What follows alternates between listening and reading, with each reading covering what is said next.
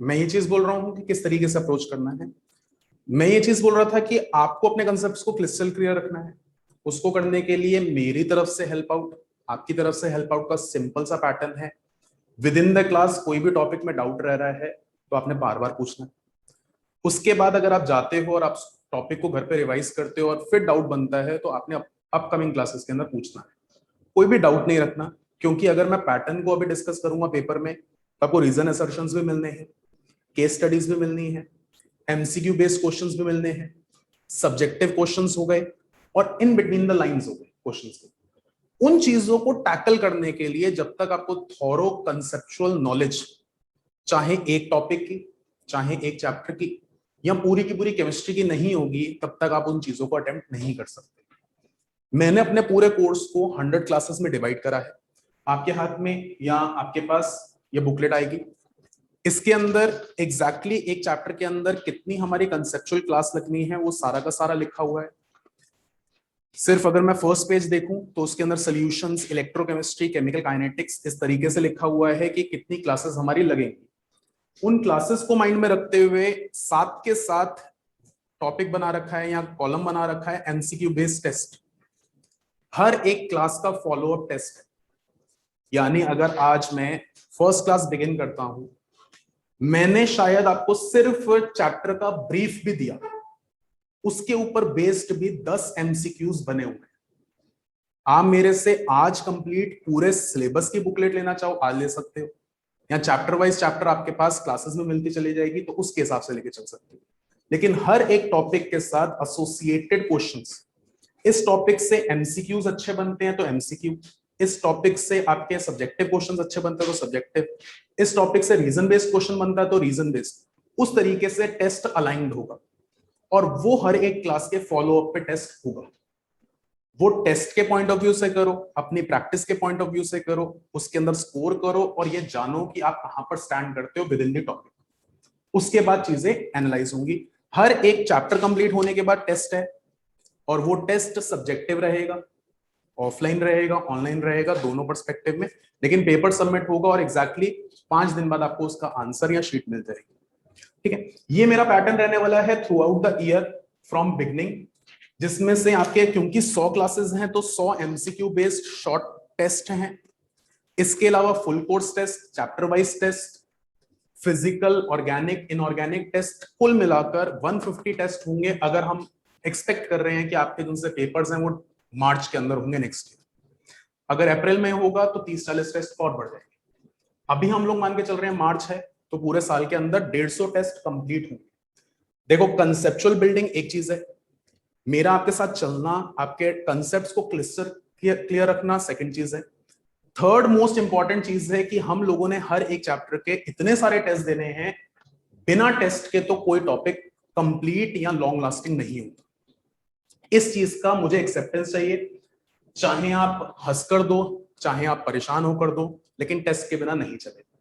मैं यहां पे सिलेबस को अगर रखूं तो केमिस्ट्री 3 पार्ट्स में डिवाइडेड है, सबको पता है अब तो। फिजिकल, इनऑर्गेनिक और ऑर्गेनिक। जब तक सिलेबस ओमिशंस नहीं हुई थी तब तक 16 चैप्टर्स थे। अभी सिलेबस ओमिशंस हुई हैं तो 13 चैप्टर्स हैं। उन 13 चैप्टर्स में फिजिकल के अंदर सबसे पहला चैप्टर, हालांकि बुक के हिसाब से है सॉलिड स्टेट्स।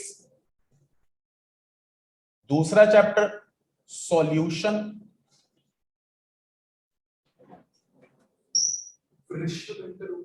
जी सर। तीसरा चैप्टर इलेक्ट्रोकेम। चौथा चैप्टर केमिकल काइनेटिक्स।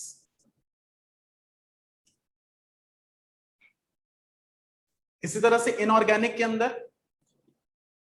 बुक का 5th चैप्टर सरफेस केम। 6th चैप्टर ओमिटेड है। 7th chapter P block. 8th chapter D and F और 9th चैप्टर कोऑर्डिनेशन कंपाउंड्स। इसी तरह से ऑर्गेनिक में 10th chapter haloalkanes and haloarenes. मैं लिखने से पहले एक और चीज बता दूं, आप लोगों ने क्लास 11th में हाइड्रोकार्बन्स पढ़ा। हाइड्रोकार्बन्स के डेरिवेटिव्स, यानी अगर मैं किसी हाइड्रोकार्बन, जिस कार्बन और हाइड्रोजन के कंपाउंड को एक हाइड्रोजन हटा के किसी को ऑक्सीजन, नाइट्रोजन वगैरह को लगाता हूं, तो उनको डेरिवेटिव्स बोला जाता है।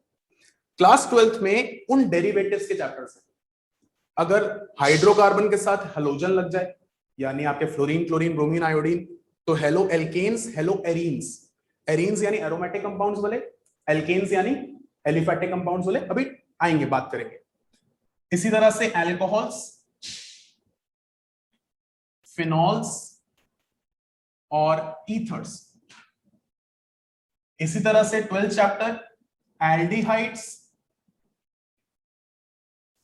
Ketones and carboxylic acid, amines and nitro compounds. I hope nomenclature में इनके नाम सुने होंगे। और इसके बाद बायोमोलिक्यूल्स, किसी के पास अगर बायोलॉजी है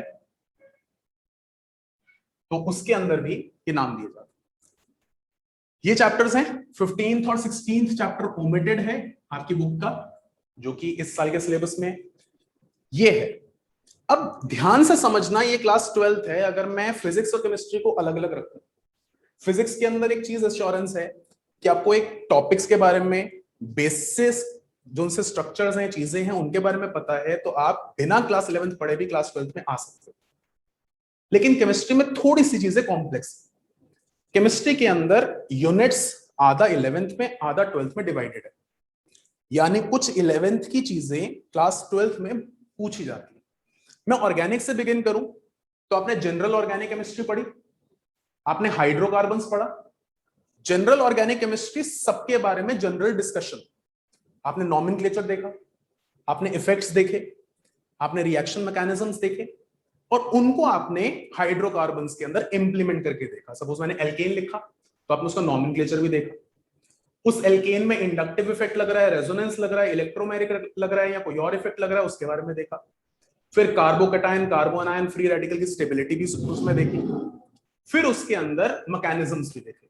अगर मैं आपको हाइड्रोकार्बन के मैकेनिज्म्स याद दिलाऊं तो Markovnikov rule, anti Markovnikov rule, free radical substitution, Kolbe's reaction, decarboxylation, ऐसे टिपिकल मैकेनिज्म्स हम लोगों ने ऑब्जर्व करे। वो सारे के सारे मैकेनिज्म्स जनरल ऑर्गेनिक केमिस्ट्री में से होकर हाइड्रोकार्बन्स में भी आते हैं।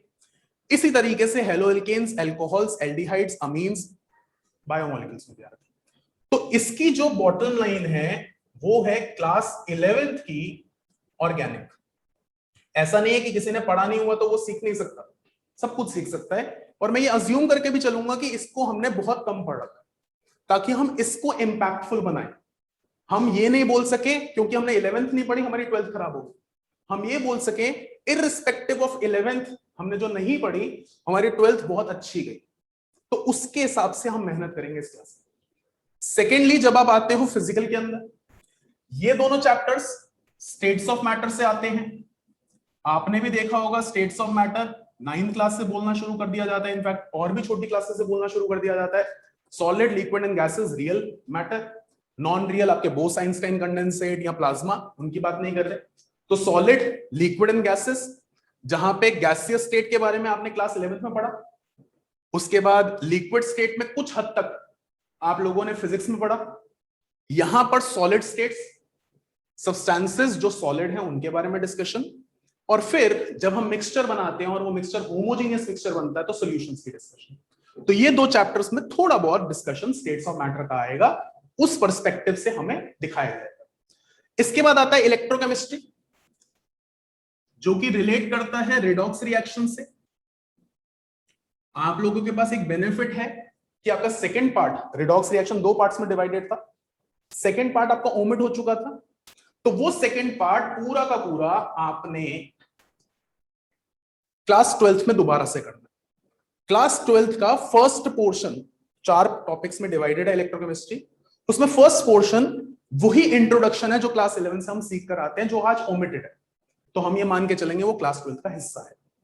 तो इलेक्ट्रोकेमिस्ट्री, इसी तरह से केमिकल काइनेटिक्स, थोड़ा बहुत इक्विलिब्रियम,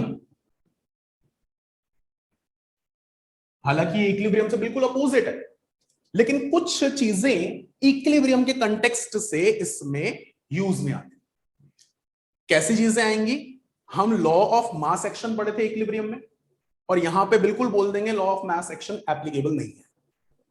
इसी तरीके से रिएक्टेंट, रेट ऑफ रिएक्शन वगैरह वगैरह इसमें पढ़ी जाएगी। खैर अभी मैं आऊंगा, अभी तो मैं सिर्फ ब्रीफ अप दे रहा हूं कि क्या हमारा सिलेबस है। इसी तरह से surface P block D and F coordination compounds, मैं पी ब्लॉक और डी एंड एफ की बात करूं, मैं इसको 1 लिख रहा हूं और यहां पे 1 के बारे में डिस्कशन कर रहा हूं। P block D and F, आप लोगों ने क्लास 11 में पीरियोडिसिटी पढ़ा, पीरियोडिसिटी के बाद एस ब्लॉक एलिमेंट्स पढ़ा, हाइड्रोजन पढ़ा, और पी ब्लॉक एलिमेंट्स में ग्रुप 13 और ग्रुप 14 पढ़ा। यहां पर पी ब्लॉक ग्रुप 15, 16, 17 और 18 है, यानी 13, 14 के बारे में पढ़ लिया हमने क्लास 11th में, 15, 16, 17, 18 हम पढ़ेंगे क्लास 12th में। और ये 4 ग्रुप्स कम से कम हमारी 12 क्लासेस लेते हैं। इसके अंदर आपको केमिकल बॉन्डिंग भी नजर आएगी, इसमें आपको पीरियोडिसिटी भी नजर आएगी, और इसके अंदर आपको सारे के सारे ट्रेंड्स भी नजर आएंगे। इसके बाद कोऑर्डिनेशन कंपाउंड, मैं बोल सकता हूं it is advance stage of chemical bonding. Chemical bonding अगर मैं याद करूं, हालांकि अभी डर लग रहा होगा, सारा कुछ 11th का सर बोल रहे हैं, लेकिन मेरे को पता है जो जो टॉपिक मुझे चाहिए वो मैं क्लास 11th का रिवाइज करवा के क्लास 12th में लेकर आऊंगा। तो क्लास 11th में आपने वीबीटी पढ़ा था, वैलेंस बॉन्ड थ्योरी, उसकी लिमिटेशंस की वजह से हाइब्रिडाइजेशन आया था। अब हाइब्रिडाइजेशन हम लोगों ने जनरल कोवेलेंट कंपाउंड्स के बारे में देखा, अब हम देखेंगे कोऑर्डिनेट कंपाउंड्स के बारे में। आप बोलते सर कोऑर्डिनेट कंपाउंड्स होते क्या?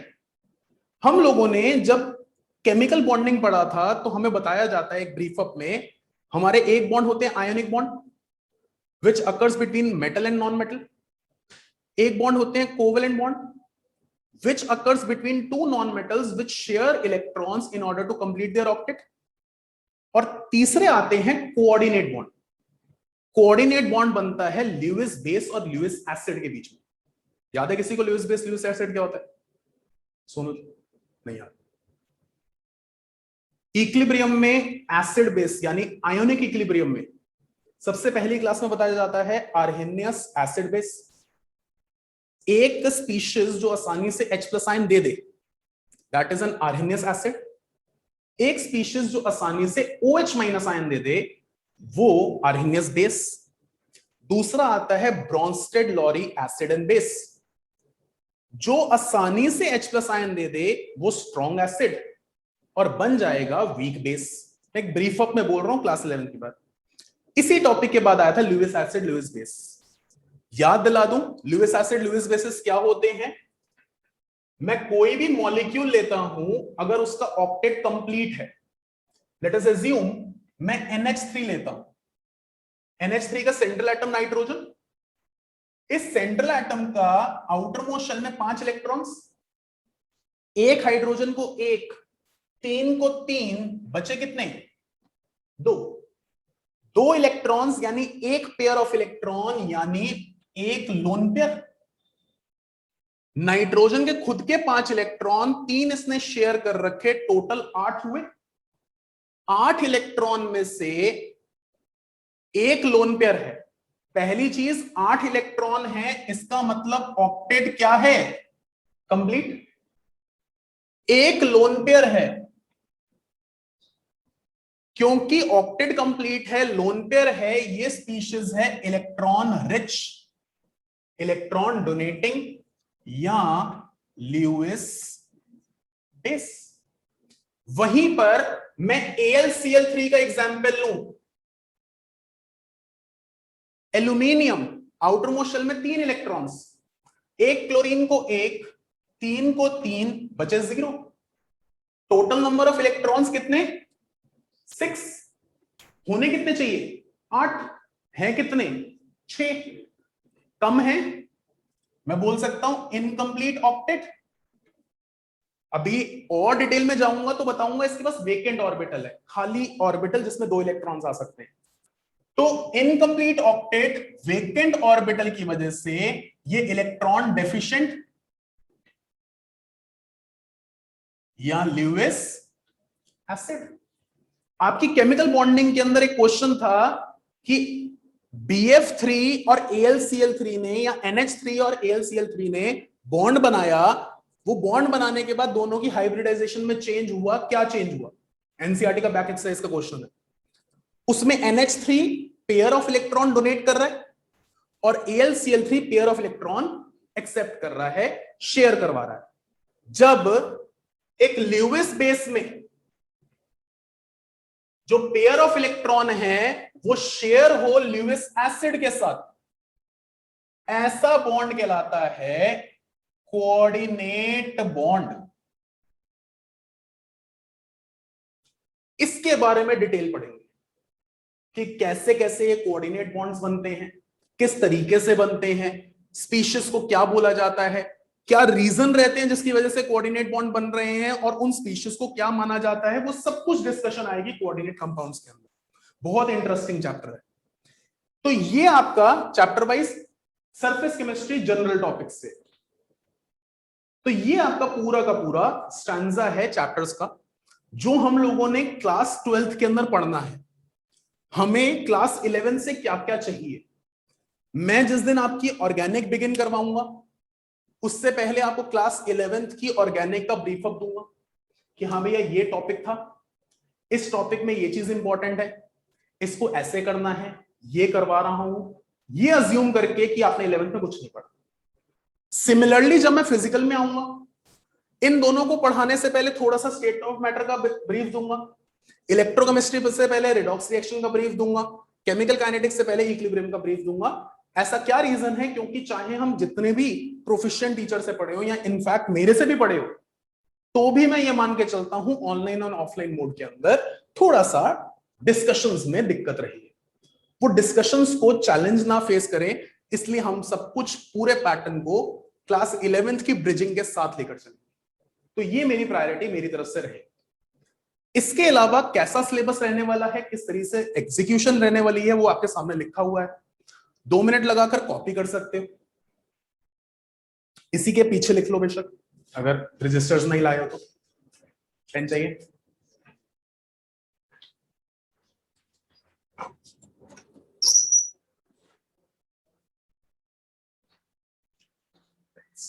पेन दे दो 2-3 पेन्स, हमारे पास चल नहीं आएगा,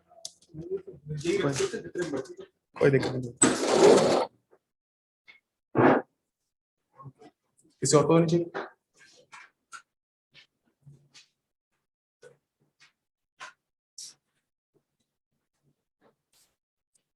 दिया, सतीश, ऋषभ, कुछ पूछना हो बेटा पूछ सकते हो।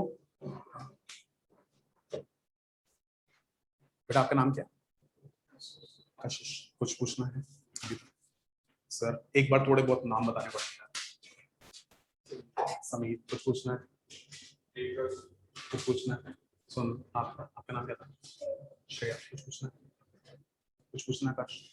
अभी तो सिर्फ बता रहा हूं क्या ब्रीफ अप है, और प्लीज हेजिटेट मत करना कुछ भी पूछने से। आपको छोटे से छोटा डाउट हो, बड़े से बड़ा डाउट हो, मेक श्योर आप पूछ रहे हो।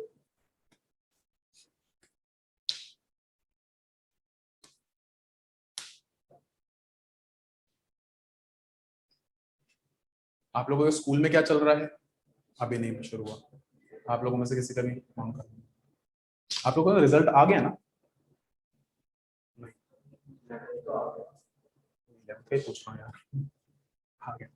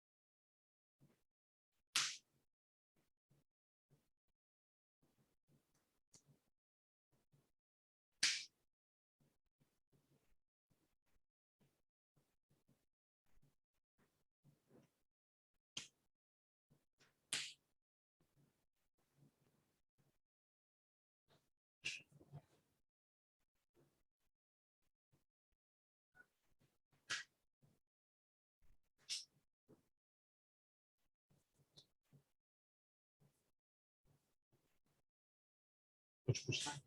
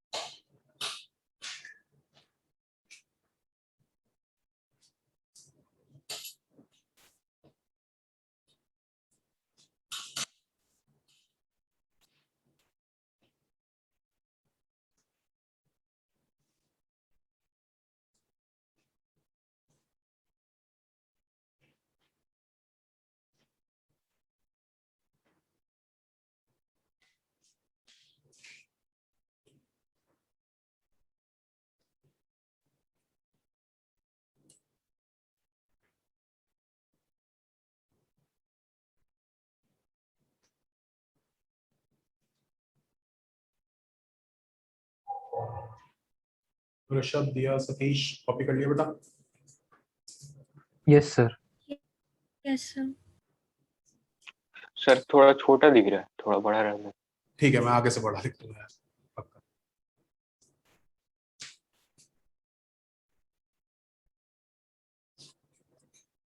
कर दो।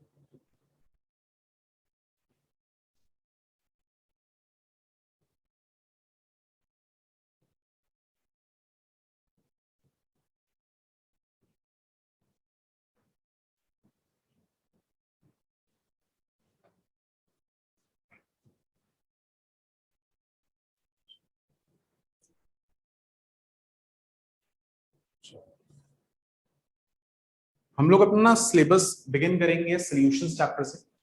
अगर इफ इन केस स्कूल के अंदर ऑर्गेनिक चल रही होगी तो फिर हम लोग सॉल्यूशंस खत्म करने के बाद ऑर्गेनिक पे शिफ्ट हो जाएंगे, ठीक है? और उस तरीके से शिफ्ट होंगे कि जिस टाइम भी हम ऑर्गेनिक करेंगे तो एटलीस्ट पहली 8-10 क्लासेस जो उनसे मेरे साथ होंगी वो 1.5 आवर्स की हो जाएगी। ऐसा मैं क्यों करूंगा? क्योंकि मेरा प्राइम टारगेट रहेगा कि अज्यूम करके चलो कि आपको क्लास 11 की ऑर्गेनिक में डाउट्स, ठीक है? तो उस तरीके से बिल्डअप होगा, उस तरीके से हम एनालिसिस करेंगे, एक एक टॉपिक वाइज टॉपिक चलेंगे ताकि हम अपने 11th भी पक्की कर सकें, स्पेशली वो टॉपिक्स जो हमें क्लास 11th के 12th में चाहिए, ठीक है? तो हम लोग सॉल्यूशन से बिगिन करेंगे। जैसा कि मैंने बोला, सॉल्यूशन स्टेट्स ऑफ मैटर का चैप्टर है। मैं आप लोगों के सामने डिस्कशंस में आता हूं।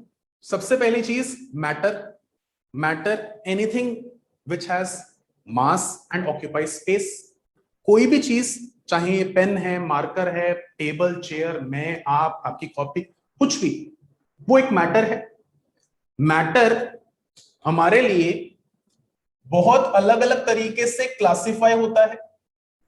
Classification on the basis of state. Suppose room temperature पे कोई एक ऑब्जेक्ट सॉलिड स्टेट में है, लिक्विड स्टेट में है या गैसियस स्टेट में है, ये क्लासिफिकेशन। सेकेंड क्लासिफिकेशन अगर हम लोग देखें मैटर की, तो on the basis of particle. हमें पता है कि बहुत सारे इनडेफिनाइट नंबर ऑफ पार्टिकल्स एक दूसरे के साथ फिजिकल फोर्स ऑफ अट्रैक्शन की वजह से बाइंड होते हैं, और उस बाइंडिंग की वजह से आप उसको, उस एंटिटी को मैटर बोलते हो। सपोज अगर मैं बोलूं कि ये प्लास्टिक का पेन है, तो प्लास्टिक के सबसे छोटे छोटे यूनिट्स यानी पार्टिकल्स एक दूसरे के साथ फिजिकल फोर्स ऑफ अट्रैक्शन से बाइंडेड। जो पार्टिकल है उसके अंदर हो सकता है कि बहुत सारे सेम या डिफरेंट टाइप के एटम्स केमिकल बॉन्डिंग से बंधे हों, या वो जो पार्टिकल है वो अपने आप में ही एक एटम है। यानी पार्टिकल के बेसिस पर मैटर क्लासिफाई होता है एलिमेंट और कंपाउंड की फॉर्म में। मैं अगर लैंग्वेज बोलूं, when indefinite number of particles repeat themselves or bind themselves with a physical force of attraction, they constitute to a matter. वहां पर अगर मैं पार्टिकल की जगह पर एटम बोल दूं तो वो मैटर की जगह पर एलिमेंट हो जाएगा, और एटम की जगह पर मॉलिक्यूल बोल दूं तो वो कंपाउंड हो जाएगा। यानी मैं अगर आपके सामने एग्जाम्पल रखूं तो ये आयरन की रॉड, इसमें बहुत सारे आयरन के atoms physical force of attraction से बाइंडेड हैं, ताकि वो पूरी की पूरी आयरन की रॉड बना रहे हैं, उसमें किसी और स्पीशीज का एटम नहीं है। यानी आयरन की रॉड है तो आयरन के ही सारे के सारे atoms physical force of attraction से बाइंडेड होंगे। That will be indefinite in number और that can be indefinite in number. वहीं पर अगर मैं एक गिलास पानी ले लूं तो पानी भी कंपाउंड है, लेकिन पानी का कॉन्स्टिट्यूएंट कौन है? H2O का मॉलिक्यूल। और वो जो H2O का मॉलिक्यूल है वो एटम्स एक टाइप के या एक से ज्यादा टाइप के एटम्स के केमिकल फोर्स ऑफ अट्रैक्शन से डेफिनाइट नंबर में बाइंडेड है। तो मॉलिक्यूल की डेफिनेशन क्या थी? Definite number of atoms either of same type और of different type held together with a chemical force of attraction, वो मॉलिक्यूल था। वहीं पे इनडेफिनाइट नंबर ऑफ एटम्स या molecules held together with physical force of attraction refers to as element or compound। अब यहां पर हम एलिमेंट और कंपाउंड, चाहे दो तरीके के एलिमेंट, दो तरीके से ज्यादा के एलिमेंट, चाहे एक एलिमेंट एक कंपाउंड, या दो से ज्यादा कंपाउंड्स को आपस में मिक्स कर दे। वो मिक्सिंग अभी तो मैंने बस कर दी।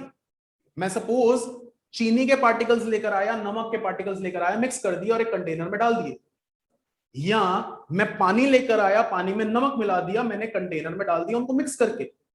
कोई भी दो या दो से ज्यादा टाइप के मैटर्स अगर आपस में मिक्स कर दिए जाए किसी भी प्रोपोर्शन में तो they refer to as mixture. अब वो जो प्रोपोर्शन है वो कोई भी प्रोपोर्शन में हो। आपने, मैं एग्जांपल लेता हूं, मैंने कंटेनर में चीनी और नमक मिलाया, मिक्स करा, इन्होंने एक चम्मच लिया, इन्होंने बोला सर मेरे चम्मच में तो नमक बहुत ज्यादा आया। इन्होंने लिया, इन्होंने बोला नहीं सर चीनी बहुत ज्यादा आई। इन्होंने लिया, इन्होंने कहा चीनी तो आई नहीं सर। यहां पे हर एक, चाहे पिंच में भी, कॉन्स्टिट्यूएंट अलग अलग प्रोपोर्शन में है, प्रोपोर्शन फिक्स्ड नहीं है। जब एक पूरे मिक्सचर में प्रोपोर्शन फिक्स नहीं होता, किसी भी प्रोपोर्शन में इसके कंपोनेंट्स होते हैं, तो इसको बोला जाता है हेट्रोजीनियस मिक्सचर।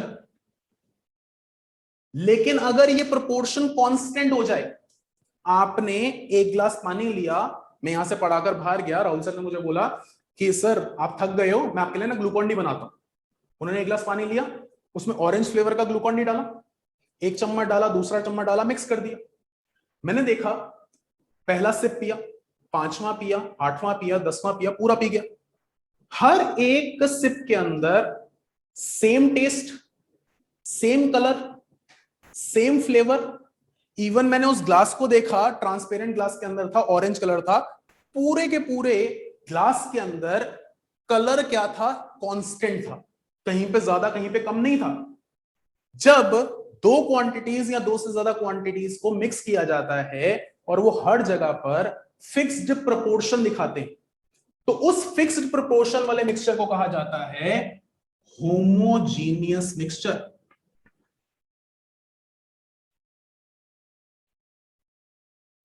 अब इस होमोजीनियस मिक्सचर में दो इंपॉर्टेंट चीजें होती हैं, कंपोनेंट्स के दो पर्टिकुलर नेम होते हैं। होमोजीनियस मिक्सचर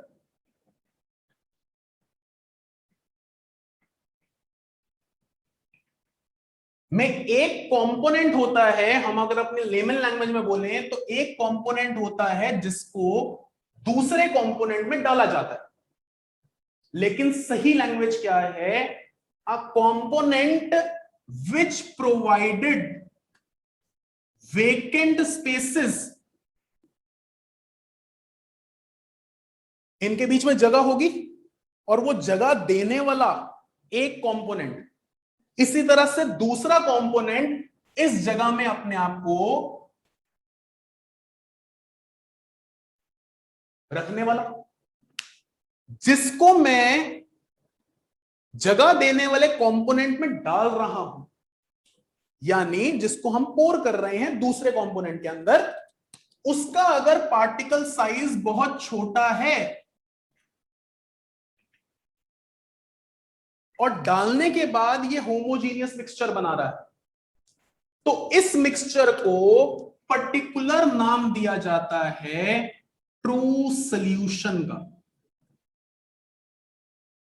मैं दोबारा से बोल रहा हूं, जब आप दो या दो से ज्यादा चीजों को मिक्स करते हो, मिक्स करने में एक जो स्पेसेस दे रहा है और दूसरा जिसको आप डाल रहे हो उन स्पेसेस के अंदर, उसका पार्टिकल साइज छोटा है। पहली कंडीशन, जिसको आप डाल रहे हो उसका पार्टिकल साइज छोटा है। दूसरी कंडीशन, ये जब मिक्स होंगे they produce a homogeneous mixture, तो आप इस सॉल्यूशन को नाम देंगे true solution. True solution is a homogeneous mixture in which the added particle has small particle size। इतना स्मॉल पार्टिकल साइज होता है कि जब वो मिक्स हो जाएगा तो आपको वो सिंगल पार्टिकल नजर नहीं आएंगे। आपने ग्लूकोन डी मिक्स करा, क्या आपको ग्लूकोन डी के पार्टिकल्स चमकते हुए नजर आते हैं? नहीं आते। क्यों? क्योंकि उसका पार्टिकल साइज बहुत छोटा होता है।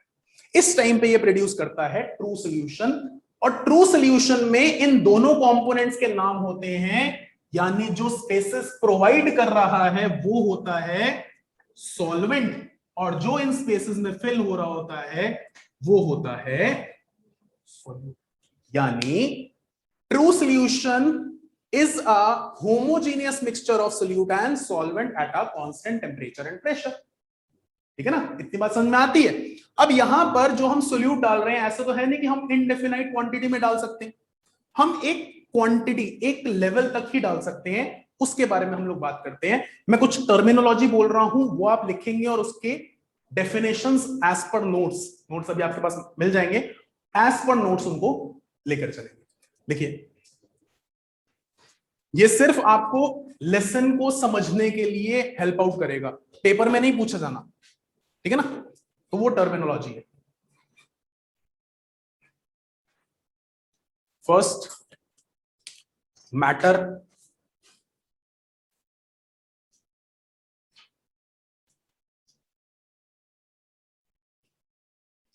Second mixture,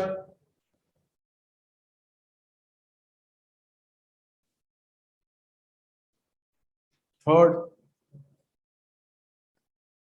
homogeneous and heterogeneous mixture,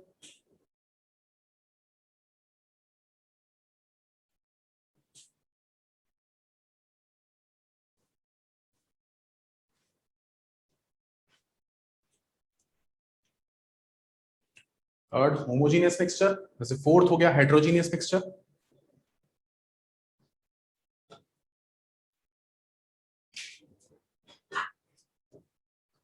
fifth true solution,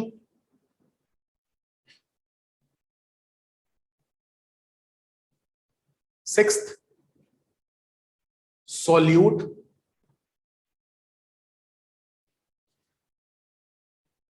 seventh solvent,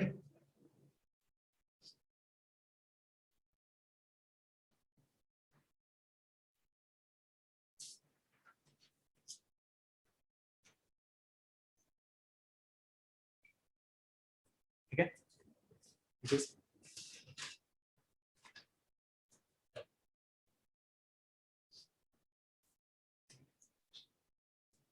generally हम लोग जब ट्रू सॉल्यूशन की बात करते हैं तो एक कंपोनेंट, अगर मैं सपोज दो या दो से ज्यादा कंपोनेंट्स की बात करूं, तो एक कंपोनेंट सॉल्वेंट का काम करता है और बाकी सारे कंपोनेंट सॉल्यूट का काम करते हैं।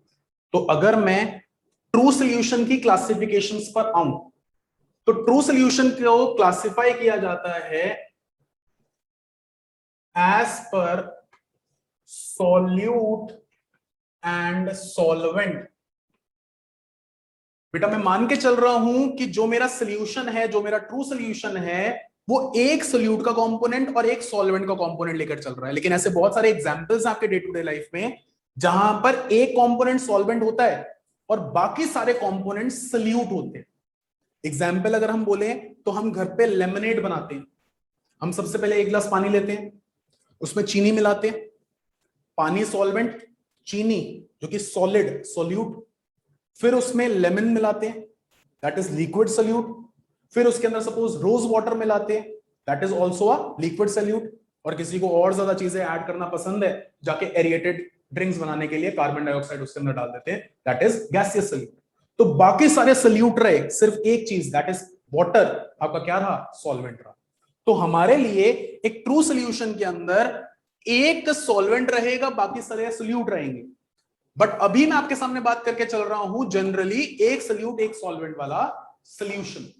तो भी यहां पर हम लोग 8 तरीके के ट्रू सोल्यूशन बना सकते हैं, लेकिन मेजरली एग्जिस्टेंस में जो हम पढ़ते हैं वो पढ़ते हैं 3।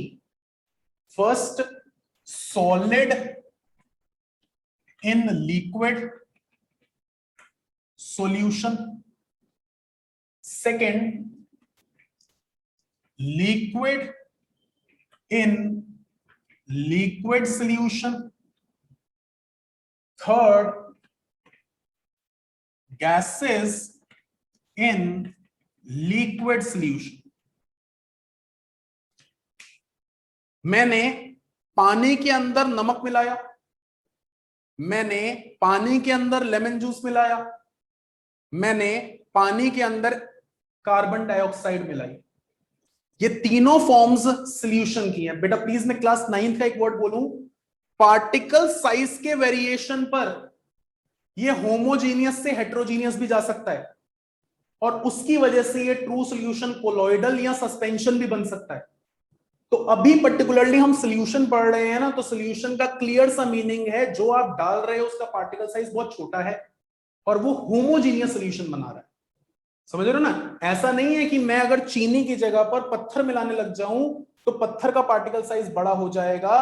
देयर इज अ पॉसिबिलिटी वो सॉल्यूशन की बजाय क्या बन जाए, सस्पेंशन बन जाए, कोलॉइडल सॉल्यूशन बन जाए। और वहीं पर अगर मैं पत्थरों को तोड़कर मिट्टी बना दूं, पार्टिकल साइज छोटा कर दूं, तो वो ट्रू सॉल्यूशन रहे। तो वहां पर ट्रू सॉल्यूशन कोलॉइडल और सस्पेंशन में पार्टिकल साइज का वेरिएशन है, जिसकी वजह से वो होमोजीनियस से हेट्रोजीनियस जाते हैं। हमने अपनी सोच को बहुत लिमिटेड कर देना है। कहां पर लिमिटेड कर देना है? पार्टिकल साइज बहुत छोटा होगा और साथ के साथ ये होमोजीनियस मिक्सचर बनाएगा। ऐसे टाइप के मिक्सचर्स को हम होमोजीनियस मिक्सचर्स या ट्रू सॉल्यूशंस कहेंगे। कॉमन एग्जांपल्स आपके सामने हैं, जल्दी से इतना सा पार्ट कॉपी कर सकते हो, फिर आगे चलें। सतीश, दिया, वृषभ, कुछ भी हेजिटेट करे बिना बेटा डाउट होगा पूछना।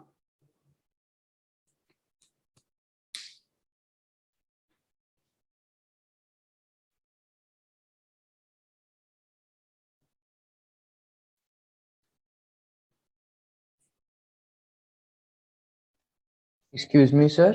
जी बेटा। सर 9th में तो हमको उन्होंने कहा कि ट्रू सॉल्यूशन जब भी हम वर्ड बार बार नहीं यूज करेंगे, सिर्फ सॉल्यूशन वर्ड ही यूज करेंगे, उसका मतलब है कि ट्रू सॉल्यूशन बोल रहे हैं हम। तो सर 12th में भी ऐसा ही होगा कि दोनों अलग अलग चीजें हैं? आपने बोला कि 9th में हमें बोला गया था कि ट्रू सॉल्यूशन हम बार बार यूज नहीं करेंगे, सॉल्यूशन बोलेंगे, उसका क्या रीजन दिया गया था? सर ऐसा कोई रीजन नहीं दिया गया था, बस मतलब टीचर्स ने स्कूल में भी कहा था। Generally, the particle size when appears to be very small, 10 raised to power -9 nanometre से 10 raised to power -12 नैनोमीटर में, तो वो ही सोल्यूशन माना जाता है। सोल्यूशन पार्टिकल साइज की वजह से ही ट्रू सोल्यूशन माना जाता है, बाकी सारे सूडो सॉल्यूशंस माने जाते हैं, इसलिए उसका नाम ट्रू सोल्यूशन दिया जाता है। ठीक है बेटा? तो सोल्यूशन ही बोल रहे हैं हम लोग, ट्रू सोल्यूशन सोल्यूशन एक ही चीज है। ठीक है? Okay sir. ओके बेटा, थैंक यू। अब मैं यहां पर एक चीज डिस्कशन में कि हम लोग कितना डेप्थ में चीजों को सोचते हैं या समझते हैं, मैं वर्ड लिखने जा रहा हूं सैचुरेटेड सॉल्यूशन।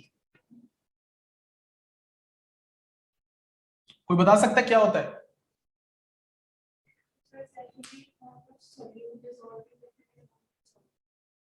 डेफिनेट अमाउंट, अगर उसको बढ़ा दिया जाए तो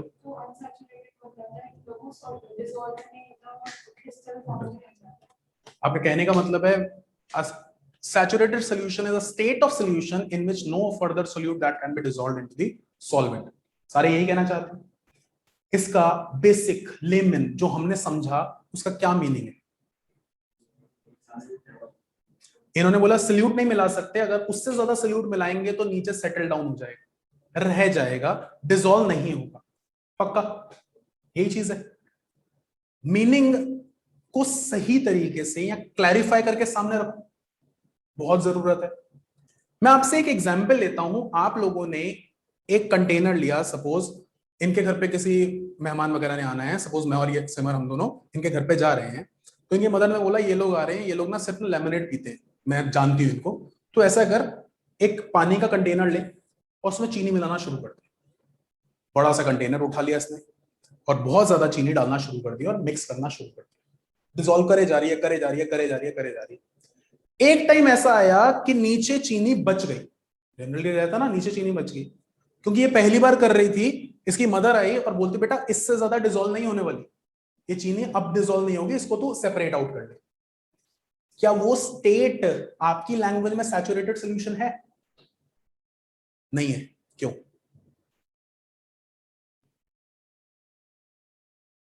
सोच, कोई दिक्कत नहीं है, मेरे को सिर्फ जानना है हम डेप्थ कितनी जाते हैं। सिर्फ एक कांस्टेंट उसके उस पे सर सैचुरेटेड सॉल्यूशन एक कांस्टेंट टेम्परेचर पे होता है ना? हाँ, कांस्टेंट टेम्परेचर था, कांस्टेंट प्रेशर था। चलो ये बहुत केमिस्ट्री से इंस्पायर्ड है, ये अपने कमरे के अंदर कांस्टेंट टेम्परेचर प्रेशर मेंटेन करके चलती है, ठीक है ना? ठीक है, अब होगा ये सैचुरेटेड सॉल्यूशन? नहीं होगा। क्यों? सर क्योंकि हमारा जो शुगर है उसमें मिक्स की थी तो वो नीचे बच गई, तो वो सैचुरेटेड पानी है। अज्यूम करें वो शुगर निकाल दी इसने, या जो सा पानी जिसके अंदर डिसॉल्व हुआ था उस पानी को अलग कंटेनर में आप फिल कर लिया, क्या वो सैचुरेटेड सॉल्यूशन है? वो सैचुरेटेड सॉल्यूशन है। पक्का? पक्का। इट मींस इसके अंदर फर्दर कोई चीज डाली नहीं जा सकती, यही कहना चाहते हो? ठीक है। क्यों? तो मतलब मैं अगर शुगर की बजाय मिश्री, जानते हो ना बड़े क्रिस्टल्स होते हैं, वो डालूं तो डिसॉल्व हो जाएगी।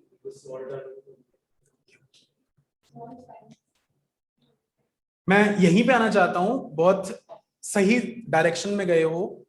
आपने बोला चीनी डालने पे सैचुरेटेड सॉल्यूशन अटेन हो गया, फिर भी उसके अंदर नमक डालने पे, लेमन जूस डालने पे उसका टेस्ट आता है। तो क्या रीजन रहा कि वो सैचुरेटेड सॉल्यूशन में भी फर्दर पार्टिकल्स डाले जा सकते हैं?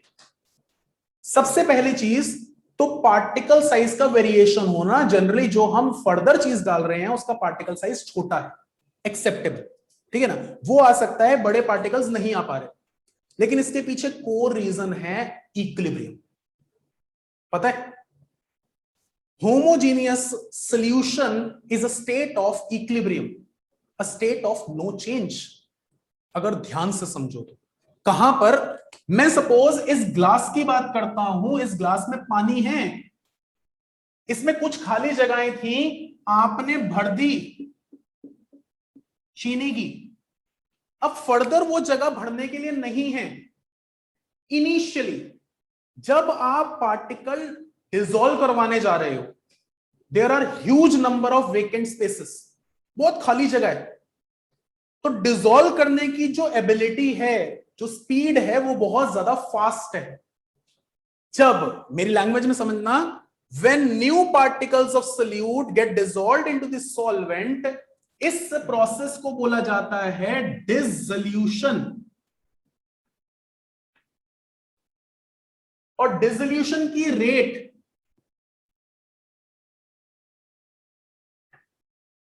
इनिशियली बहुत ज्यादा है, बहुत जल्दी से डिसॉल्व होते हैं क्योंकि बहुत ज्यादा खाली स्पेसेस हैं। लेकिन जैसे जैसे वो खाली स्पेसेस फिल होना शुरू होती हैं, वैसे वैसे डिसोल्यूशन की स्पीड स्लो होने लग जाती है। और वहां पर एक नया प्रोसेस आता है। प्रोसेस क्या आता है कि आप तो चीनी डाले जा रहे हो, वो फर्दर ऊपर की लेयर में जगह ना मिलने की वजह से नया पार्टिकल पुराने पार्टिकल को डिस्टर्ब करता है। धक्का मारता है। सपोज एग्जांपल लेते हैं इस क्लासरूम का, यहां पे 10 चेयर्स लगी हो और 10 की 10 चेयर्स पे आप लोग बैठे हो, नया बच्चा आएगा धक्का मारेगा, या सपोज मैं कहता हूं पीछे की पूरी रो खाली है तो धक्का मारेगा, भाई तू पीछे हो जा। इसी तरीके से ये new particle pushes the older particle और इसको वो हिलाकर रैंडमाइज करता है ताकि जगह बन सके। इनडायरेक्टली ये पुराना पार्टिकल उससे पुराने पार्टिकल को धक्का मारेगा और वो पुराना पार्टिकल सबसे पुराने पार्टिकल को धक्का मारेगा ताकि वो नीचे सेटल डाउन हो जाए और ये वाला पार्टिकल यहां पर आकर सिचुएट कर जाए। इस तरह सेकंड या नया प्रोसेस आता है, उस नए प्रोसेस को बोला जाता है क्रिस्टलाइजेशन या ऑक्यूलेशन या प्रेसिपिटेशन। और धीरे धीरे जगह भरने की वजह से डिसोल्यूशन की स्पीड रेट कम होने लग जाती है और ऑक्यूलेशन, प्रेसिपिटेशन या क्रिस्टलाइजेशन की स्पीड बढ़ने लग जाती है। अब धीरे धीरे इसकी स्पीड बढ़ेगी, इसकी स्पीड कम होगी, जैसे ही दोनों इक्वल आ गए, क्या rate of dissolution becomes equal to rate of crystallization. Example, मैं और सिमर बहुत ज्यादा नटोरियस बच्चे हैं, हम लोग मेट्रो स्टेशन पे जाते हैं तो अक्सर वो वाला एक्सीलरेटर देखते हैं जो नीचे आ रहा होता है, उस पर ऊपर चढ़ने की कोशिश करते हैं। बीच में पहुंचे, एक्सीलरेटर नीचे आ रहा है 5 किलोमीटर पर आवर की स्पीड से, ये ऊपर जाने की कोशिश कर रहा है 5 किलोमीटर पर आवर की स्पीड से। फिजिक्स लेकर आए तो रिलेटिव वेलोसिटी क्या? 0। It is a state of no change. Effort ये भी कर रहा है ऊपर जाने के, एक्सीलरेटर भी कर रहा है इसको नीचे लाने के लिए, लेकिन ये एक जगह पर क्या दिख रहे हैं? स्टेशनरी। ऐसे ही नए पार्टिकल डिसॉल्व हो रहे हैं, लेकिन उसी स्पीड पे पुराने पार्टिकल क्या हो रहे हैं? अनडिसॉल्व। और जैसे ही ये दोनों रेट इक्वल आई, it is also a state of no change, that is equilibrium. और इस इक्विलिब्रियम को बोला जाता है सैचुरेटेड सॉल्यूशन। तो भैया आप जब चीनी डालते हो तो चीनी के कुछ पार्टिकल्स ने, नमक डालते हो, नमक के कुछ पार्टिकल्स ने चीनी के कुछ पार्टिकल्स को अनडिसॉल्व करवा दिया, तो नमक का भी फ्लेवर आया। फिर आपने लेमन जूस डाला, उसका भी फ्लेवर आया, इवेंचुअली चीनी के कुछ पार्टिकल्स नीचे और अनडिसॉल्व हो गए। तो यहां पर सैचुरेटेड सॉल्यूशन की स्टेट तो मेंटेन रहती है, लेकिन पार्टिकल्स चेंज हो गए। सपोज 10 बच्चा बैठा है,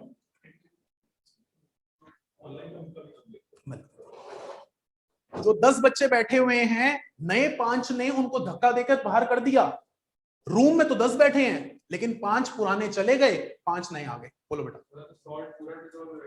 धीरे धीरे आप करते चले जाओगे तो ज्यादा क्वांटिटी सॉल्ट की, कम क्वांटिटी नमक की, और एक पॉइंट ऐसा भी आ सकता है जहां पे पूरी तरह से सॉल्ट आ जाए और पूरी तरह से चीनी बाहर हो जाए। ठीक है, लेकिन उसको करने के लिए आपको ह्यूज क्वांटिटी सॉल्ट की डालनी पड़ती है, क्योंकि crystal of sugar is slightly larger in comparison to salt. ठीक है, तो ये चीज हमारे पास है। सैचुरेटेड सॉल्यूशन का इक्विलिब्रियम का कंसेप्ट है, ये फिजिकल इक्विलिब्रियम का कंसेप्ट है, और 90% टीचर ये बात नहीं करते। This is very much required कि आपको पता होना चाहिए एग्जैक्टली सैचुरेटेड सॉल्यूशन है क्या। दिया, सतीश, ऋषभ, कोई डाउट बेटा? नहीं सर, समझ आ गया। तो यहां पर एक और चीज लिख रहे हो, सैचुरेटेड सॉल्यूशन लिखा था ना, ब्लैक कलर का पेन यूज कर, पिछला इंप्रेशन देखो। सैचुरेटेड सॉल्यूशन, डिसोल्यूशन,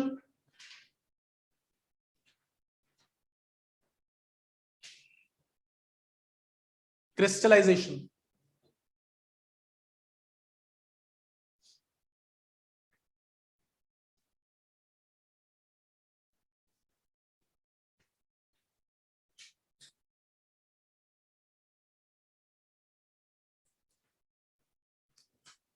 कुछ आप लोगों ने पूछना है? मैं बताता हूं, डिसोल्यूशन, क्रिस्टलाइजेशन। ठीक है, ये क्रिस्टलाइजेशन, ऑक्यूलेशन, प्रेसिपिटेशन, तीनों अलग अलग टाइप के सोल्यूट की वजह से आता है। ठीक है, जनरली क्रिस्टलाइजेशन बोला जाता है, अगर पर्टिकुलरली वो सॉल्ट होगा या सॉल्ट सोल्यूशन होगा तो वो प्रेसिपिटेशन माना जाता है। क्लास 10th के अंदर आपने प्रेसिपिटेशन रिएक्शन देखी थी, उसी के बेसिस पे आता है ये चीज। तो अलग अलग नाम आते हैं। अभी तो हम एक ब्रीफ डिस्कशन कर रहे हैं। Will begin with the demo class, यानी हम सोल्यूशन को फिर दोबारा से एक बार देखेंगे, लेकिन अभी तो सिर्फ एक ब्रीफ अप दे रहा हूं कि किस तरीके से ये सब कुछ क्लास 11th के टॉपिक्स हैं। सब वर्डिंग्स क्लास 11th की हैं। स्टेट्स ऑफ मैटर में यूज हो गया, या आपके मोल कंसेप्ट में यूज हो गया, या इक्विलिब्रियम में ऐसे टर्म्स यूज होगी जो मुझे चाहिए क्लास 12th के अंदर। मैं अब कहीं पे बोलूंगा रेट ऑफ डिसोल्यूशन इसमें तेज है, या रेट ऑफ क्रिस्टलाइजेशन इसमें तेज है, तो इस वजह से पार्टिकल डिसॉल्व हो रहे हैं, इस वजह से नहीं डिसॉल्व हो रहे, या टेम्परेचर बढ़ाने से क्या इंपैक्ट रहा, तो एटलीस्ट आप उन टर्म्स के लिए क्लियर रहो। ठीक है, कुछ पूछना है यहां तक रखेंगे चीजों को, और इससे आगे नहीं जाऊंगा।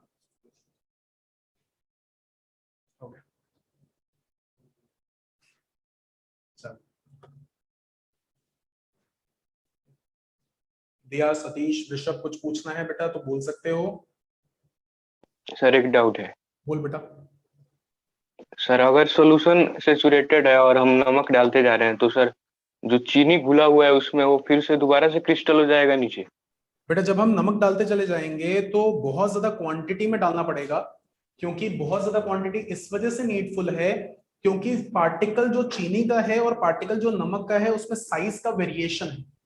अदरवाइज अगर मैं सेम साइज के क्रिस्टल्स ले आऊं तो एक प्रोपोर्शनेट ऑफ सॉल्ट डालने पे सारी की सारी चीनी अनडिजॉल्व हो जाएगी और सारी के सारा नमक उसमें डिसॉल्व हो जाएगा।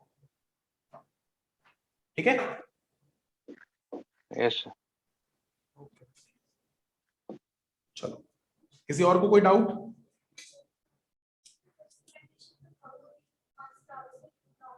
सॉरी बेटा, क्रिस्टलाइजेशन वन से ज्यादा नहीं। क्रिस्टलाइजेशन जब हम सोल्यूट की क्वांटिटी बढ़ाना शुरू करते हैं, और वो क्वांटिटी जो हमारी वेकेंट स्पेसेस हैं क्योंकि ऑलरेडी फिल हो चुकी है, ज्यादा क्वांटिटी नए पार्टिकल्स पुराने पार्टिकल को अनडिसॉल्व कर रहे हैं। मैं लैंग्वेज के पॉइंट ऑफ व्यू से बोलूं, डिसोल्यूशन की मैं लैंग्वेज बोल रहा हूं, बेशक आप लिखना चाहो तो लिख सकते हो, और क्रिस्टलाइजेशन की भी लैंग्वेज बोल रहा हूं, आपको clear. Dissolution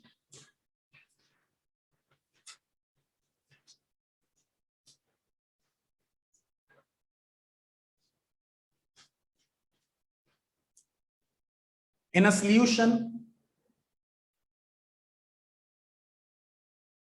when new particles of solute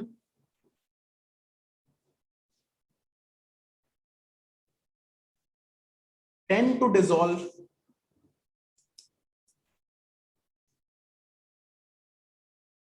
in a solvent at constant temperature and pressure,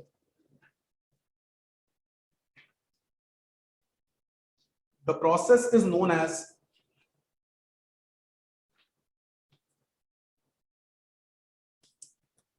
dissolution. नए पार्टिकल का डिसॉल्व होना, that is dissolution.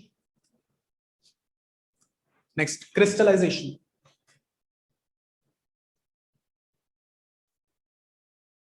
When new particles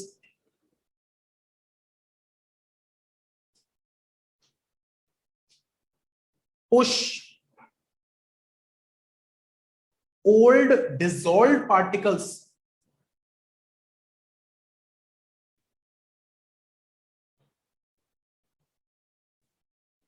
in order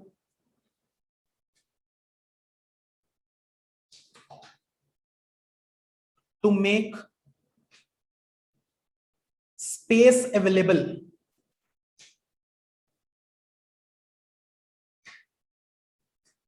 due to which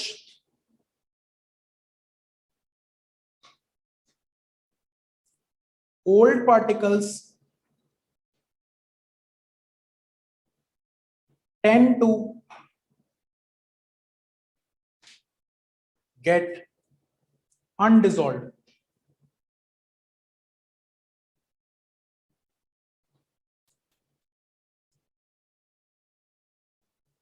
The process is known as crystallization. ठीक है बेटा?